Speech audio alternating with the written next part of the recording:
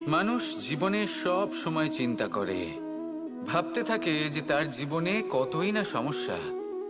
তারপরে নিজের আশেপাশে দেখে আর ভাবে যে সবাই কত প্রসন্ন, শুধু আমার জীবনেই সমস্যা আছে। কিন্তু বিষয়টা তা নয়। শুধু প্রত্যেক ব্যক্তিরই নয়, প্রত্যেক প্রাণীরও জীবনে সমস্যা আছে। এবার মানুষ একটা পাখিকে দেখে এটাই ভাবে যে এদের জীবন কতটা সহজ। কোনো দেশেরই সীমারেখা এদের ওপর লাগু হয় না।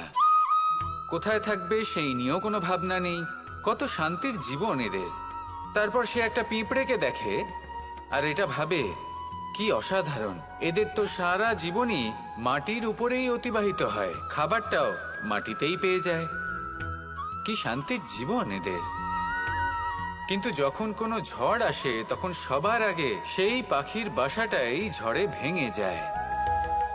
এই পাখি যে শাখাতেই গিয়ে বসে পড়ুক, তাদের উপর সবসময় সংকট থাকে যে ওপর থেকে কোনো বড় পাখি এসে তাদের উপর প্রহার না করে, তারা নিজেদের প্রাণ না হারায়। আর যদি কথা বলি পিঁপড়েকে নিয়ে, এদের উপর সবসময় সংকট থাকে যে কোনোভাবে বাতাস বা জল এদের ভাসিয়ে না নিয়ে যায়, কোনো প্রাণী ওকে পা দিয়ে পিষে না দেয়, এই পিঁপড়ে পিষ্ট হয়ে না মারা যায়। দেখুন, সমস্যা প্রত্যেকের জীবনে রয়েছে।